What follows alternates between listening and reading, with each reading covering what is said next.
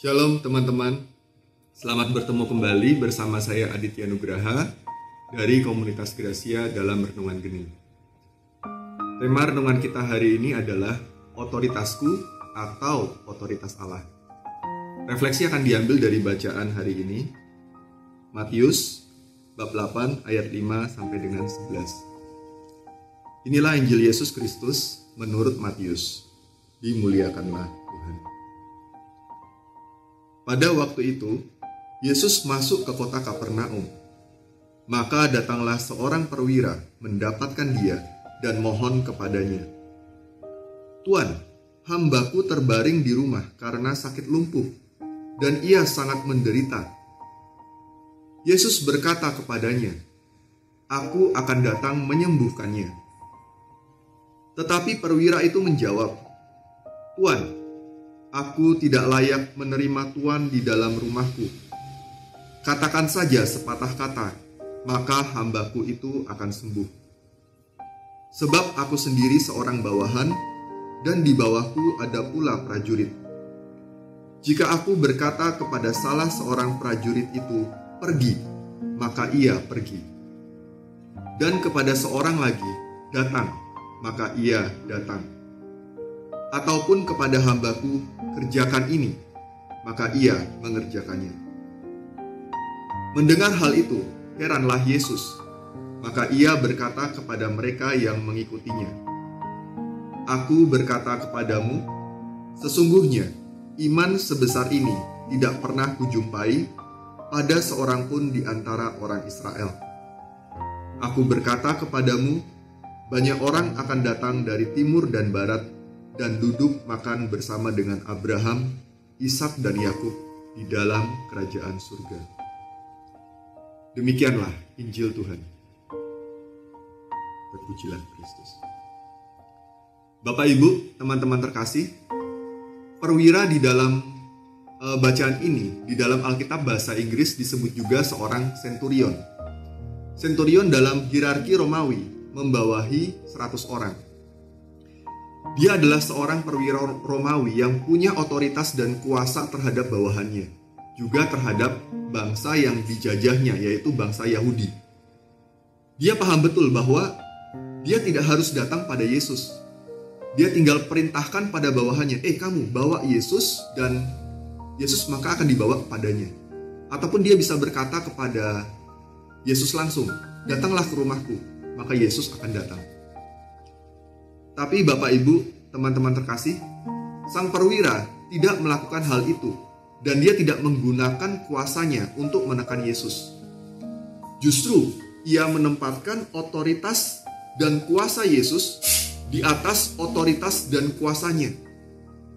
Dan ia mengakui bahwa Yesus berkuasa atas dirinya dan hamba-hambanya. Teman-teman terkasih, saat itu bangsa Yahudi memandang bangsa Romawi sebagai bangsa yang najis. Dan bila seorang Yahudi masuk ke rumah seorang najis, maka ia juga akan menajiskan dirinya sendiri. Sang perwira tadi menyadari situasi ini. Meski saat itu Yesus langsung mengatakan, "Aku akan datang menyembuhkannya." Tapi sang perwira tidak mau memanfaatkan inisiatif dan kasih Tuhan padanya dengan cara yang dia tahu itu justru akan memberatkan Yesus. Dan dia tidak ingin agar kabar baik bagi dirinya itu justru mungkin akan menjadi batu sandungan bagi orang Yahudi yang lain dengan cara yang salah. Maka pilihan sang prajurit adalah dia memilih merendahkan dirinya dan mengatakan ketidaklayakannya. Dan dari sana keluar sebuah ungkapan iman dan kepercayaan yang sangat dalam akan pengakuan dan otoritas sang sabda yang adalah Yesus sendiri. "Tuan, aku tidak layak menerima Tuan di dalam rumahku. Katakan saja sepatah kata, maka hambaku itu akan sembuh." Dan ungkapan iman sang perwira ini menjadi aklamasi gereja Katolik yang diungkapkan setiap hari di dalam Misa Kudus. "Tuhan, saya tidak pantas Tuhan datang pada saya, tetapi bersabdalah saja, maka saya akan sembuh." Maka Bapak Ibu, teman-teman terkasih, di dalam bacaan Injil hari ini, Injil hendak mengajak kita berefleksi. Bagaimanakah saya menggunakan kuasa-kuasa yang ada pada diri kita, di dalam kehidupan kita? Apakah cenderung kita menggunakan kuasa-kuasa itu sebagai seorang ayah, sebagai seorang pasangan, sebagai seorang atasan kepada bawahan? Apakah kita cenderung memaksakan kuasa kita, melakukan sesuai pemikiran saya, cara saya? Atau justru saya memilih untuk percaya dan tunduk kepada otoritas Tuhan di dalam kehidupan saya? Artinya, percaya dan yakin akan segala perkataan firman dari setiap yang dikatakan Yesus dan juga gerejanya. Dan kita memilih melakukan segala sesuatunya menurut ajaran dan perintah-perintahnya.